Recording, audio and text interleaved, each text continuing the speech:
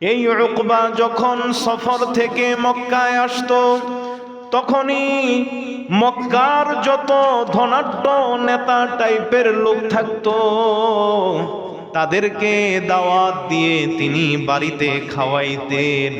এবং সফর থেকে মক্কায় যখন তিনি ফিরে আসতেন, তখন তিনি বিশ্ব নবী রাহমাতুল লিল আলামিনের সাথেও তিনি সাক্ষাৎ করতেন।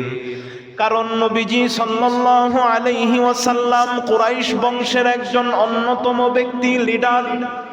এজন্য উকবা বিন আবি মুঈত সফর থেকে যখন মক্কায় আসতো, তখন নবীজির সাথেও তিনি দেখা করত, কিন্তু তিনি ঈমান আনে নাই। একদিন সফর থেকে ফিরে আসার পর মক্কার যত লিডার আছে, যত নেতা আছে, যত ধনাঢ্য ব্যক্তি আছে, সবাইকে দাওয়াত দিল। নিজের বাড়িতে সব নেতাদেরকে দাওয়াত দিয়া খাওয়ালো। আর এই খাবার অনুষ্ঠানে তিনি আমার আপনার নবী, মায়ার নবী, বিশ্ব নবী রাহমাতুল লিল আলামিনকেও দাওয়াত দিলেন। নবীজি যখন খাবার খেতে বসবেন, খাবার যখন তার সামনে, উকবা বলে, মুহাম্মদ তুমি খানা খাও। মুহাম্মদ সাল্লাল্লাহু আলাইহি ওয়াসাল্লাম বলে, উকবা আমি ততক্ষণ পর্যন্ত তোমার খানা খাবো না যতক্ষণ না তুমি বলবা লা ইলাহা ইল্লাল্লাহু মুহাম্মাদুর রাসূলুল্লাহ, আল্লাহ ছাড়া কোনো মাবুদ নাই,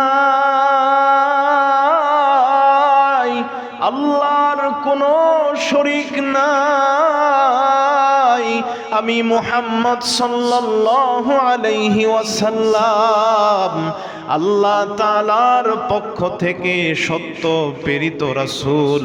যতক্ষণ না তুমি এই সাক্ষী না দিবা, ততক্ষণ আমি তোমার বাড়ির খানা খাবো না। আউযু বিল্লাহি মিনাশ শাইতানির রাজীম। বিসমিল্লাহির রহমানির রহিম। সুম্মা কাসাত কুলুবুকুম মিন বা'দি যালিকা ফাহিয়া কাল হিজারতি আও আশাদ্দু কসওয়া وَإِنَّ مِنَ الْحِجَارَةِ لَمَا يَتَفَجَّرُ مِنْهُ الْأَنْهَارُ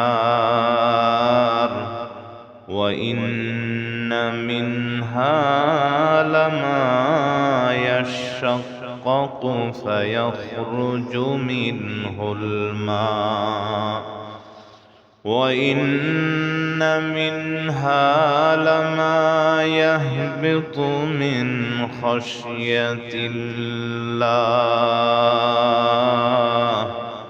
وَمَا اللَّهُ بِغَافِلٍ عَمَّا تَعْمَلُونَ صدق الله مولانا العظيم اللهم صل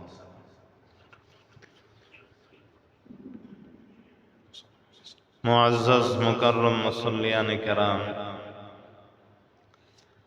আল্লাহ পাক রব্বুল আলামিন আমাদেরকে দয়া করে, মায়া করে আল্লাহ তাআলার পবিত্র হুকুম জুমার নামাজ আদায় করার জন্যে তারই পবিত্র ঘর মসজিদে এসে উপস্থিত হবার তৌফিক দান করেছেন। কুরআন ও হাদিসের আলোকে কিছু কথা বলার ও শোনার জন্যে তৌফিক দান করেছেন। সেজন্যে আমরা আমাদের অন্তর থেকে সেই মহান স্রষ্টার দরবারে শুকরিয়া আদায় করত পাঠ করি, আলহামদুলিল্লাহ। প্রিয় মুসল্লিয়ানে কেরাম, আমি আপনাদের সম্মুখে সূরা বাকারার ৭৪ নম্বর আয়াতের তাফসীর পেশ করতেছিলাম।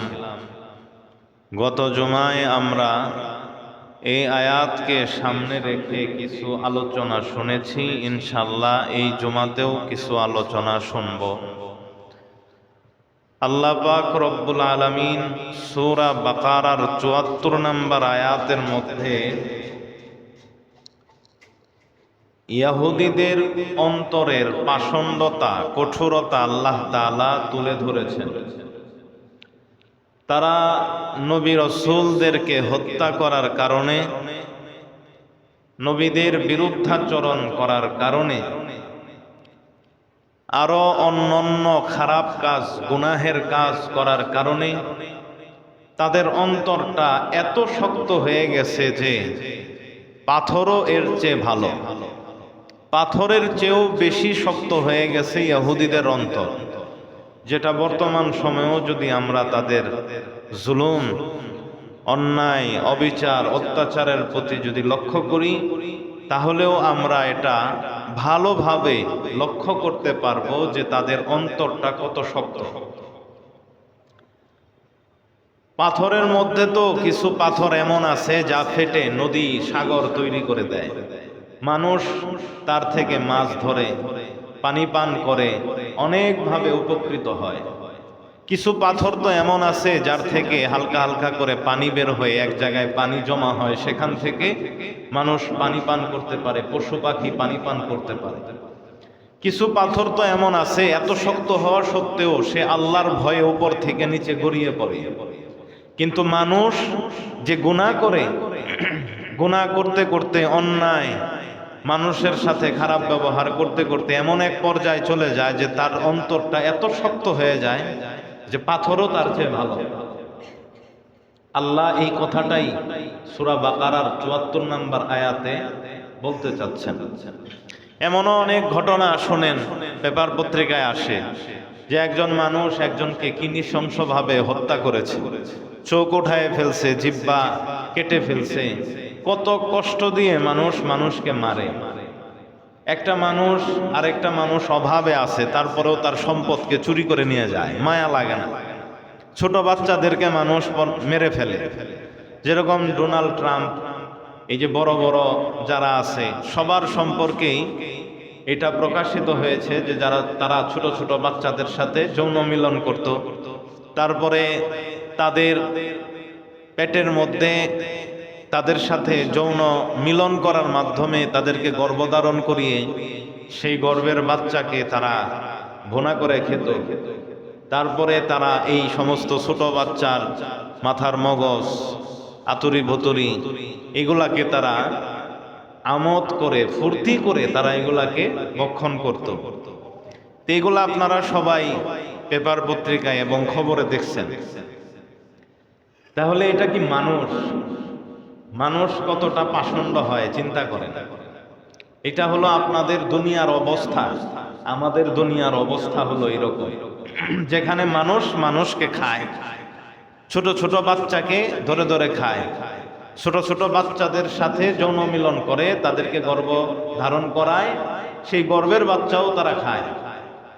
তো কত কঠোর হলে, বিকৃত হলে মানুষ এরকম করতে পারে। আর সেইটাকে ঢাকার জন্য এটাও একটা কারণ আছে, সেগুলাকে ঢাকার জন্য আরো বিভিন্ন কারণে ইরানের উপরে এই যে হামলা, এখন এই হামলার কারণে ওই সব কিছু পিছনে পড়ে গেছে। আমাদের এইখানে যখন আওয়ামী লীগ সরকার ছিল, আমরাও দেখছি বাংলাদেশে যে একটা ঘটনাকে ঢাকার জন্য আরেকটা জিনিসকে তখন তারা আবিষ্কার করে। হেফাজতের বিষয়টাকে ঢাকার জন্য সাভারের রানা প্লাজাকে আবিষ্কার করে। তো ওই ঘটনার কারণে হেফাজতের ঘটনা ঢেকে গেল। এইরকমই সিস্টেম দুনিয়ায়। মানুষকে যা বলবেন, বলতে থাকলে মানুষ ওইটাই বলতে থাকে, ওইটাই সয়ে নেয়। আমাদের দশা হয়ে গেছে এরকম। তো এই যে মানুষের অন্তর, এই অন্তর চার প্রকার। কয় প্রকার? চার প্রকার। এক নাম্বার কলবুন আজরাত, দুই নাম্বার কলবুন আগলাফ, তিন নাম্বার কলবুন মানকুস, চার নাম্বার হলো কলবুন মুসফাহ। এক নাম্বার হলো কলবুন আজরাত, ওই অন্তরকে বলে যেটা একদম পরিষ্কার আলোকিত অন্তর, হেদায়েতের নূরে যেই অন্তরটা আলোকিত, এটা হলো মুমিনের অন্তর। 2 নাম্বার হলো কলবুন আগলাফ, আবৃত অন্তর, চতুর্দিক থেকে ঢাকা। শাহ ওলিউল্লাহ মুহাদ্দিসে দেহলভী রহমতুল্লাহ আলাইহি বলেন যে পাখিকে এমন একটা খাঁচার মধ্যে আবৃত করে রাখলো, বন্দি করে রাখলো, যেই খাঁচার একটু সামান্যতম সুয়ের মাথা পরিমাণ জায়গায়ও যার মধ্যে ছিদ্র নাই, এইরকম একটা খাঁচার মধ্যে তাকে বন্দি করে রাখলো। ঠিক তদ্রূপ কলবুন আগলাফ বলতে ওই অন্তরকে বোঝায় যেই অন্তরটা কুফুরিতে গুনাহে এমন ভাবে আবৃত যে তার ভিতরে ঈমান প্রবেশ করতে পারে না, তার ভিতরে হেদায়েতের নূর প্রবেশ করতে পারে না। আপনি যতই তাকে ওয়াজ করেন, যতই নসিহত করেন, তার ভিতরে প্রবেশ করবে না, কারণ তার এই অন্তরটা হলো দ্বিতীয় প্রকারের অন্তর, যেই অন্তরে কোনো ছিদ্র নাই, যেই অন্তরে বাহির থেকে আলো প্রবেশ করার মতো কোনো জানালা নাই, যেই অন্তরে বাহির থেকে কোনো বাতাস যাওয়ার জন্য ছিদ্র নাই, যেই অন্তরে হেদায়েতের আলো প্রবেশ করার মতো কোনো জায়গা নাই, কোনো ফাঁক ফোকর নাই, সেই অন্তর হলো কাফেরের অন্তর। 3 নাম্বার হলো কলবুন মানকুস, এমন অন্তর যেটা উল্টা, মাথা নিচ দিকে পা হলো উপর দিকে, অর্থাৎ যেই অন্তর জানে ঈমান, জানে নবীজি সত্য, জানে আল্লাহ এক, জানার পরেও সে অস্বীকার করে, সেই অন্তরকে বলা হয় কলবুন মানকুস, তৃতীয় প্রকারের অন্তর। 4 নাম্বারের অন্তর হলো কলবুন মুসফাহ, এই অন্তরটা হলো যার ভিতরে ঈমানও আছে আবার নেফাকিও আছে, দুদুল্যমান, ঈমানও আছে আবার অনেক ক্ষেত্রে সে সন্দিহান, আবার ঈমানের বিপরীত কাজও করে। তা এইরকম অন্তরকে বলা হয় কলবুন মুসফাহ। আমাদের যে অন্তর আছে, এই অন্তরের 6টা অবস্থা আছে। কয়টা অবস্থা? 6টা অবস্থা। অন্তরের উপরে 6 রকমের অবস্থার সৃষ্টি হয়। মানুষের অন্তর একরকম থাকে না সবার, 6 রকমের হতে পারে তার অন্তরের অবস্থা। 1 নাম্বার অন্তরের অবস্থা হয় হায়াত, অন্তরের অবস্থা 2 নাম্বার মৌত, 3 নাম্বার অন্তরের অবস্থা হলো সিহাত, 4 নাম্বার অন্তরের অবস্থা হলো বিমারি, অসুস্থতা, 5 নাম্বার অন্তরের অবস্থা হলো বেদারি, জাগ্রত অবস্থা, 6 নাম্বার অন্তরের অবস্থা হলো নিন্দ, ঘুমানো। তাহলে 1 নাম্বার হলো অন্তরের অবস্থা হায়াত, মানে অন্তর জীবিত। কোন অন্তর জীবিত? অন্তর তখন জীবিত থাকে যখন অন্তরের মধ্যে ঈমান থাকে, হেদায়াত থাকে। ঈমান আর হেদায়াত থাকা মানে হলো যে আপনার অন্তরটা জীবিত আছে। 2 নাম্বার অন্তরের অবস্থা হলো অন্তরটা মৃত। অন্তর কখন মৃত হয়? যখন আপনার অন্তরের মধ্যে হেদায়াত থাকে না, ঈমান থাকে না, অন্তরটা কুফরির মধ্যে, গুমরাহির মধ্যে আচ্ছন্ন হয়ে থাকে, তখন আপনার অন্তরের অবস্থা থাকে মৃত। এই অন্তর জীবিত অন্তর নয়। 3 নাম্বার অন্তরের অবস্থা হলো সিহাত, সুস্থতা।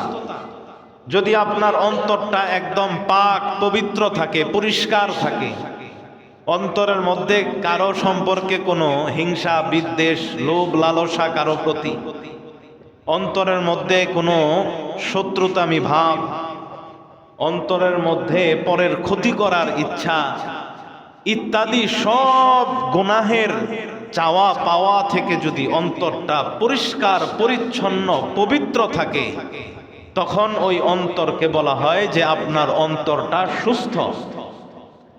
আর 4 নাম্বার হলো অন্তর অসুস্থ অবস্থাও হয়। কখন অন্তর অসুস্থ হয়? যখন আপনার অন্তর গুনাহের আবরণে আচ্ছাদিত হয়ে যায়, যখন আপনার অন্তর গীবতের গুনায়, হিংসার গুনায়, লোভ লালসার গুনায়, নিন্দার গুনায়, যখন আপনার অন্তর পরের প্রতি ক্ষোভের গুনায়, যখন আপনার অন্তর পরের ক্ষতির গুনার মধ্যে ইত্যাদি গুনার মধ্যে যখন লিপ্ত হয়ে যায়, তখন আপনার অন্তরটা আর সুস্থ থাকে না, তখন আপনার অন্তরটা অসুস্থ হয়ে যায়।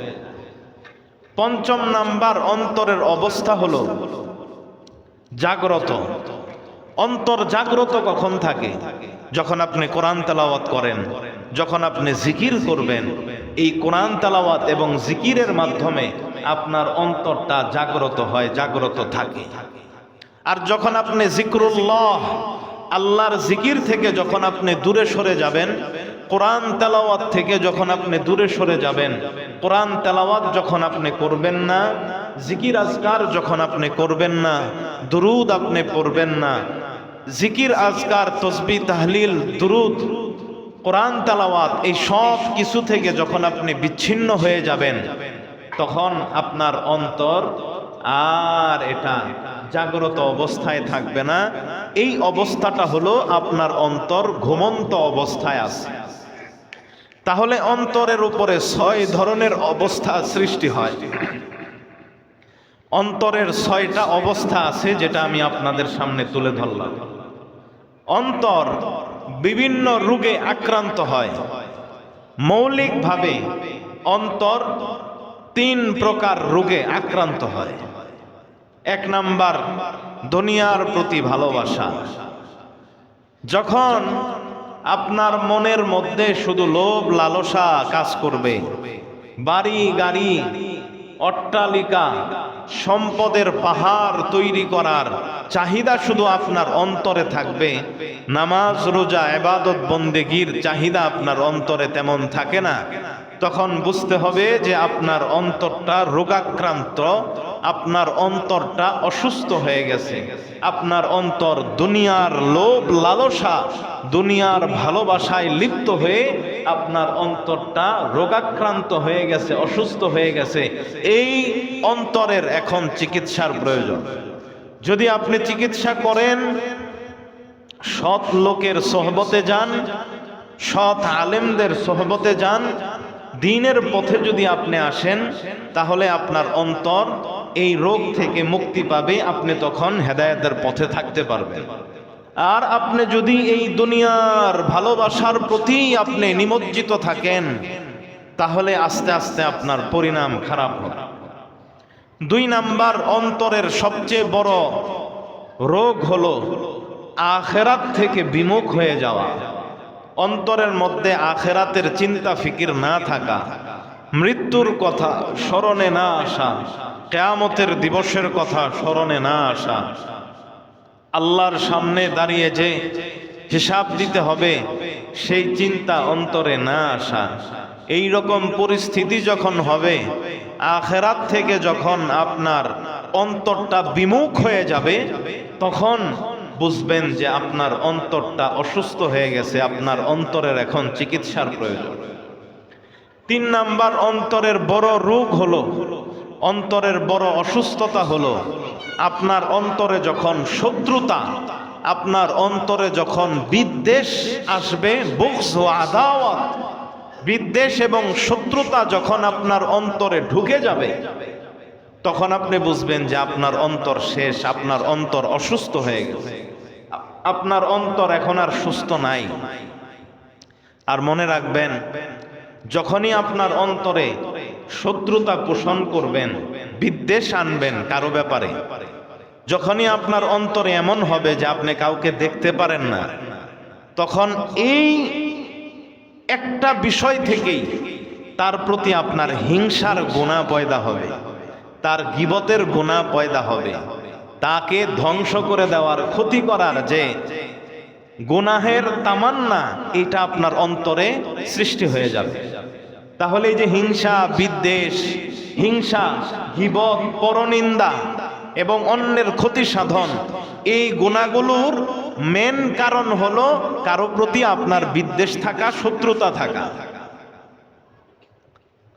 এখন মনে করেন একজন ব্যক্তি আপনার সামনে আরেকজনের হিংসা করতেছে, তার নিন্দা করতেছে, তার সম্পর্কে গীবত করতেছে, তাহলে আপনি এটা মনে রাখতে আর বাকি রাখেন না যে এই লোকটার ভিতরে তার সম্পর্কে বিদ্বেষ আছে, তার সম্পর্কে শত্রুতা আছে, সে তাকে দেখতে পারে না, যার কারণেই সে তার সম্পর্কে আপনার কাছে গীবত করতেছে, তার সম্পর্কে হিংসা করতেছে, তাকে নিয়ে নানান আজে বাজে কথা বলতেছে। অন্তরের রোগ সমূহ থেকে এই তিনটা রোগ হলো সবচেয়ে বড়। এক নাম্বার দুনিয়ার ভালোবাসা, দুই নাম্বার আখিরাত থেকে বিমুখ, তিন নাম্বার হলো অন্তরের ভিতরে শত্রুতা বিদ্বেষ। এই তিনটা ভয়ঙ্কর অপরাধের মধ্যে যখন আপনার অন্তর লিপ্ত হয়ে যাবে, তখন আপনার অন্তর আপনি আস্তে আস্তে জাহান্নামের দিকে যাবে। এজন্য যখনই আপনার ভিতরে দেখবেন এরকম পরিস্থিতি হয়েছে, তখনই আপনি চিকিৎসা নেওয়ার দিকে দ্রুত ধাবিত হবেন। কেন? আমরা আমাদের শরীরে জ্বর আসলে, ঠান্ডা লাগলে ডাক্তারের কাছে যাই, চিকিৎসা নেই, একটু দেরি করি না। তো শরীরের চেয়েও তো সবচেয়ে দামি হলো আপনার ভিতর, আপনার আত্মা, আপনার অন্তর, আপনার কল্প। তো সেইটা যখন নষ্ট হয়ে যাওয়ার উপক্রম হয়, সেখানে যখন গুনাহ চলে আসে, তখন এইটার কি চিকিৎসা নেওয়ার প্রয়োজন নাই? শরীরের যেই রকম চিকিৎসা নেওয়ার প্রয়োজন, শরীরের চিকিৎসার চেয়েও বেশি চিকিৎসা নেওয়ার প্রয়োজন হলো অন্তরের।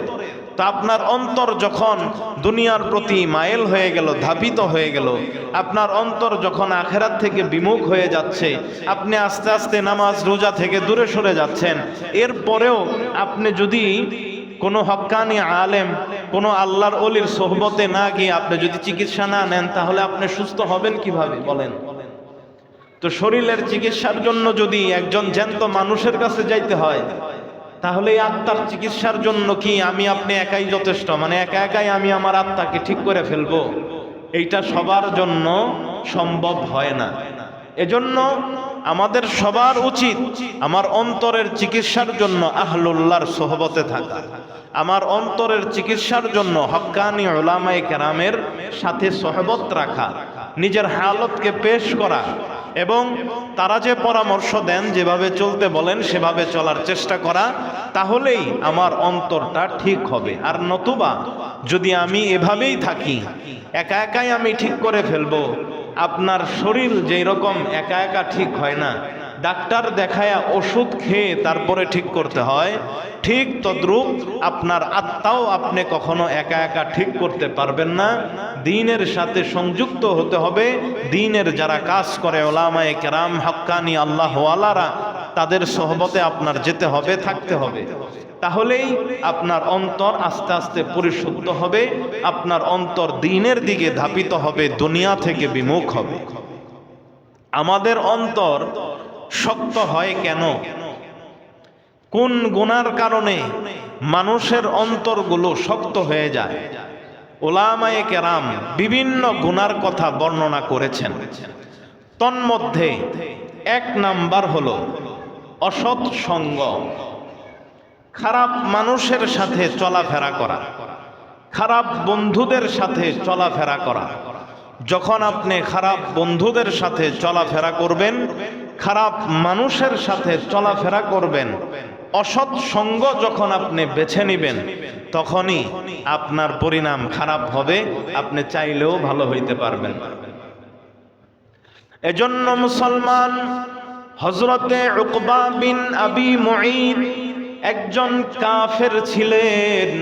এই উকবা মক্কার লিডারদের মধ্য থেকে একজন নেতা ছিল।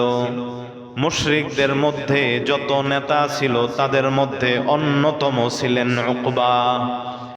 এই উকবা যখন সফর থেকে মক্কায় আসতো, তখনই মক্কার যত ধনাঢ্য নেতা টাইপের লোক থাকতো, তাদেরকে দাওয়াত দিয়ে তিনি বাড়িতে খাওয়াইতেন। এবং সফর থেকে মক্কায় যখন তিনি ফিরে আসতেন, তখন তিনি বিশ্ব নবী রাহমাতুল লিল আলামিনের সাথেও তিনি সাক্ষাৎ করতেন। কারণ নবীজি সাল্লাল্লাহু আলাইহি ওয়াসাল্লাম কুরাইশ বংশের একজন অন্যতম ব্যক্তি, লিডার।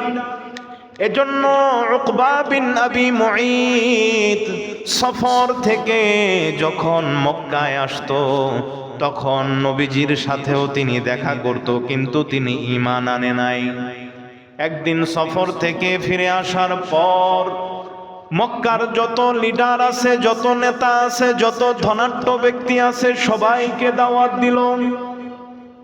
নিজের বাড়িতে সব নেতাদেরকে দাওয়াত দিয়া খাওয়ালো। আর এই খাবার অনুষ্ঠানে তিনি আমার আপনার নবী, মায়ার নবী, বিশ্ব নবী রাহমাতুল লিল আলামিনকেও দাওয়াত দিলেন। নবীজি যখন খাবার খেতে বসবেন, খাবার যখন তার সামনে, উকবা বলে, মুহাম্মদ তুমি খানা খাও। মুহাম্মদ সাল্লাল্লাহু আলাইহি ওয়াসাল্লাম বলে, উকবা আমি ততক্ষণ পর্যন্ত তোমার খানা খাবো না যতক্ষণ না তুমি বলবা লা ইলাহা ইল্লাল্লাহু মুহাম্মাদুর রাসূলুল্লাহ, আল্লাহ ছাড়া কোনো মাবুদ নাই, আল্লাহর কোনো শরীক নাই, আমি মুহাম্মদ সাল্লাল্লাহু আলাইহি ওয়াসাল্লাম আল্লাহ তাআলার পক্ষ থেকে সত্য প্রেরিত রাসূল। যতক্ষণ না তুমি এই সাক্ষী না দিবা ততক্ষণ আমি তোমার বাড়ির খানা খাবো না। যেহেতু তারা নেতা ছিল, লিডার ছিল, তারা মনে করত আমার ঘর থেকে একজন সম্মানিত ব্যক্তি না খেয়ে ফিরে যাবে, এটা আমার জন্য অপমান। এজন্য উকবা নবীজির কথা মেনে বলল, লা ইলাহা ইল্লাল্লাহু মুহাম্মাদুর রাসূলুল্লাহ সাল্লাল্লাহু আলাইহি ওয়াসাল্লাম। উকবা কালেমা পাঠ করার পর বিশ্ব নবী রাহমাতুল লিল আলামিন তার ওয়াদা অনুযায়ী খাবার খেলেন। কিন্তু মুসলমান, ওই যে বললাম অসৎ সঙ্গ, সে কখনো মানুষকে ভালো হইতে দেয় না। উকবা যখন এই কাজ করছে, এই কথাটা তার বন্ধু উমাইয়া বিন খলফের কাছে পড়ে জানা গেল। তিনি জানতে পারলেন, উবাই বিন খলফ তিনি জানতে পারলেন। জানার পরে তিনি বললেন, উকবা তুমি বলে এই কাজ করছো, তুমি নাকি ঈমান আনছো, তুমি নাকি কালেমা পড়ছো, ব্যাপারটা কি? তখন উকবা বলে, না না, আমি এমনিই করছি। মুহাম্মদ আমার ঘরে আসছে, যদি আমার খানা সে না খেয়ে চলে যায় তাহলে আমি উকবার জন্য এটা অপমান হয়। এজন্য আমি মুহাম্মদকে খানা খাওয়ানোর জন্য মুখে মাত্র আমি কালেমা পড়ছি। উবাই বলল, না না, আমি এটা বিশ্বাস করব না, আমি এটা মানি না। না, তুমি সত্যি মনে হয় তার প্রতি ঈমান আনছো? উকবা বলে, না, আমি ঈমান আনি নাই, মুখে শুধু বলছি। উবাই বলে, না, আমি তোমার কথা মানব না যতক্ষণ না তুমি মুহাম্মদের মুখে গিয়া থুতু নিক্ষেপ না করবা, যতক্ষণ না তার মুখের উপরে তুমি বইলা আসবা যে আমি আল্লাহরে মানি না, তোমারেও মানি না, ততক্ষণ আমি তোমারে বিশ্বাস করি না। ও মুসলমান, এই অসৎ বন্ধু, খারাপ বন্ধুর পাল্লায় পড়ে উকবা বন্ধুকে খুশি করার জন্য বিশ্ব নবী মুহাম্মাদুর রাসূলুল্লাহ সাল্লাল্লাহু আলাইহি ওয়াসাল্লামের মুখের উপরে গিয়া সে থুতু দিছে এবং মুহাম্মদকে বলছে, আমি তোমারেও মানি না, তোমার আল্লাহরেও মানি না। নাউযুবিল্লাহ। এই রকম অপরাধের মধ্যে লিপ্ত হয়ে গেছে বন্ধুর জন্য, খারাপ বন্ধুর জন্য। আল্লাহ তাদেরকে দুনিয়াতেও যুদ্ধের ময়দানে লাঞ্ছিত করেছেন, আখিরাতেও আল্লাহ তাদেরকে লাঞ্ছিত করবেন, করেছেন। ও মুসলমান, এজন্য বলি, সোহবতে সালেহ তুরা সালেহ কুনদ, সোহবতে তালেহ কুনা তালেহ কুনদ। যদি খারাপ বন্ধুর সাথে আপনি থাকেন তাহলে আপনি জীবনে ভালো হইতে পারবেন না, আপনি খারাপ হয়ে যাবেন। এই ঘটনা আপনাদের জন্য অত্যন্ত শিক্ষণীয় একটা ঘটনা। আপনি যদি এটাকে সারা জীবনের জন্য মনে রাখেন, আপনার জন্য ফায়দা হবে, আপনি বাঁচতে পারবেন। আর যদি ঘটনা এক কান দিয়ে শুনে আরেক কান দিয়ে আপনি যদি বের করে দেন, তাহলে জীবনেও আপনার কোনোদিন ফায়দা হবে না। তো এখানে দেখেন একজন ব্যক্তির ঈমান হারা হয়ে গেল কিন্তু তার বন্ধুর কারণে।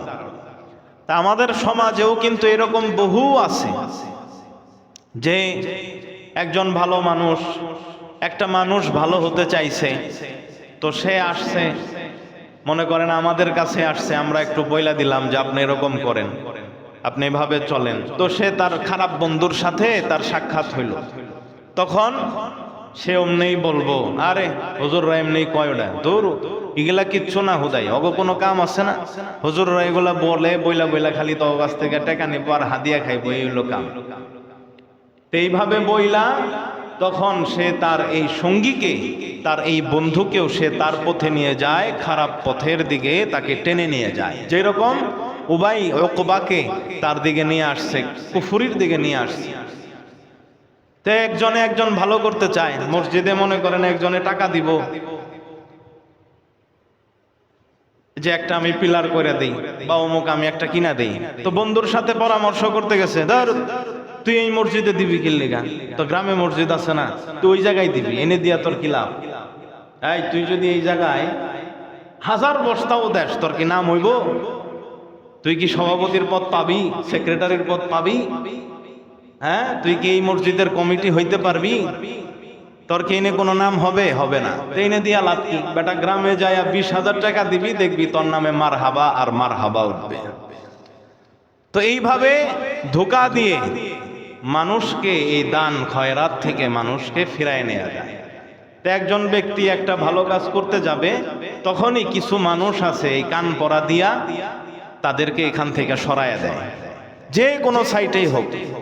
আমরাও এমন সময় অনেক সময় শুনি, আমাদের মাদ্রাসাগুলোতেও দেখি, মসজিদগুলোতেও দেখি, যখনই একজন হুজুর রে দেখা গেছে যে সব দিক দিয়ে ভালো ভালো মেহনত করে, ভালো পরিশ্রম করে, বা আপনি ফ্যাক্টরির জগতেও যান, অফিসের জগতেও যান, যেই কোনো সেক্টরে আপনি যান, একটা মানুষ খুব সে মেহনতি, খুব কাজ করে, খুব ভদ্র সভ্য, যখন মালিক বা যারা পাওয়ারফুল ব্যক্তিরা থাকে, যাদের কাছে ক্ষমতা থাকে, যখন তারা তার প্রতি একটা বিশেষ নজর পড়ে যে না এই লোকটা তো ভালো, বা এই হুজুর তো ভালো, বা প্রিন্সিপাল দেখলো যে আমার এই শিক্ষকটা তো ভালো, তো এর তো একটু বেশি বেতন দেওয়া দরকার, বা আর একটু বেশি সুযোগ সুবিধা দেওয়া দরকার, আমি তার জন্য কিছু করি যেহেতু তিনি এত ভালো লোক। যখন এই চিন্তা করে, ডাইন কিরমান কাতিবিন 2 ফেরেশতা আছে,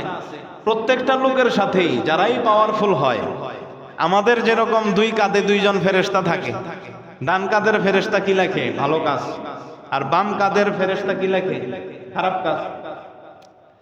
তো এইরকম প্রত্যেকটা পাওয়ারফুল বা ক্ষমতাবান ব্যক্তির 2 সাইডে 2 জন এই যে কিরমান কাতিবিন থাকে, একজনে ভালো পরামর্শ দেয়, আরেকজনে খারাপ পিন মারে।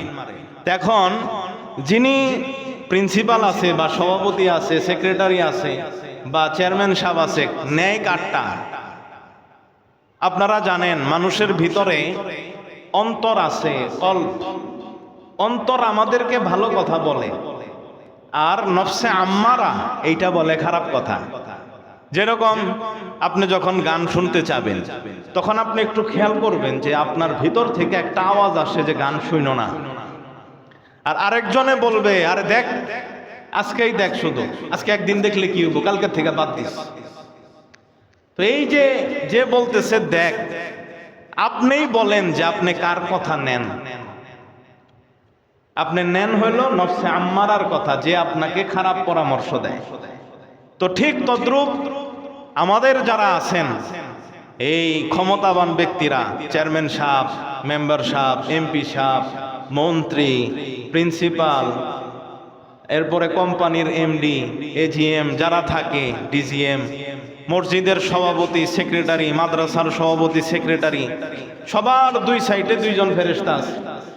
তো যখনই সে ব্যক্তিগতভাবে একটা ভালো কাজ করতে যাবে, 2 জনের পরামর্শে তখন আর সে টিকতে পারে না, তখন তার এই মন থেকে ভালো কাজেরই এটা চলে যায়। একজন যদিও ডান পাশের, এরকম অনেকের থাকে যে ডান জনে একটু ভালো পরামর্শ দেয়, যদিও সে একটু ভালো পরামর্শ দেয়, কিন্তু সে কুলায় উঠতে পারে না বাম ফেরেশতার উপরে। কারণ সে এমন ভাবে খারাপ পরামর্শ দিতে থাকে যে সে পরাজিত হয়ে যায়, আর তারটাই সেই বিজয় হয়, তারটাই সামনে আসে ফলাফল, আর সেই ফলাফলই অধীনস্থ যারা থাকে সবাই এটাকে ভোগ করতে থাকে।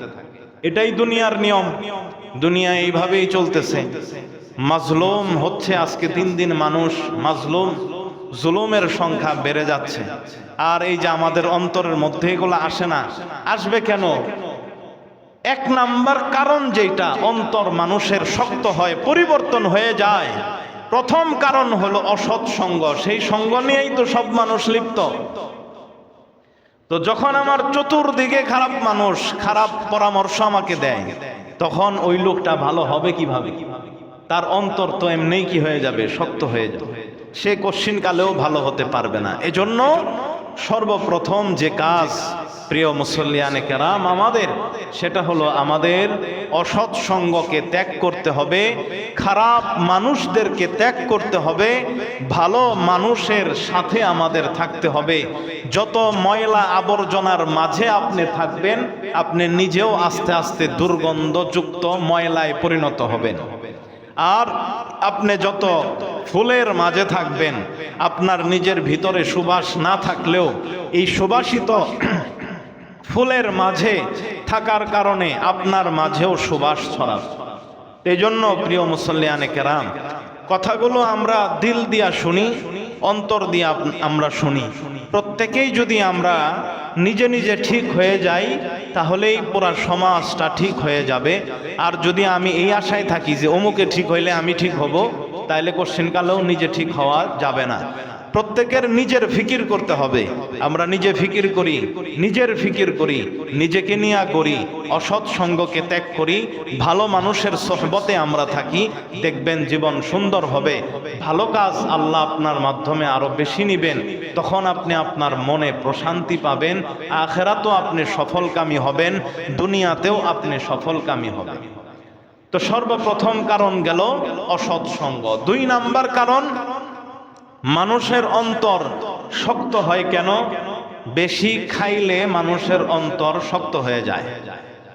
হযরতে ওয়াহাব বিন আব্দুল্লাহ রাদিয়াল্লাহু তাআলা আনহু, ভালো করে শুনেন, হযরতে ওয়াহাব বিন আব্দুল্লাহ রাদিয়াল্লাহু তাআলা আনহু নবীজির যুগে যারা নাবালেগ সাহাবী ছিল, বালেগ হয় নাই, নবীজিকে যারা নাবালেগ অবস্থায় পাইছে, যারা নবীজি সাল্লাল্লাহু আলাইহি ওয়াসাল্লামের সময়টাতে বালেগ হতে পারে নাই, তাদের মধ্যে একজন হলেন ওয়াহাব বিন আব্দুল্লাহ রাদিয়াল্লাহু তাআলা।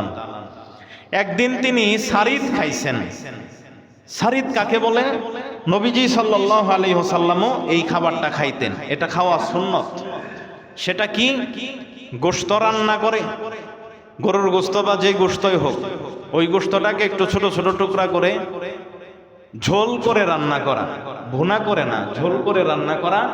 সেই ঝোলের মধ্যে রুটি ছিঁড়ে ছিঁড়ে ভিজিয়ে রাখা, ওই রুটিটারে খাওয়া।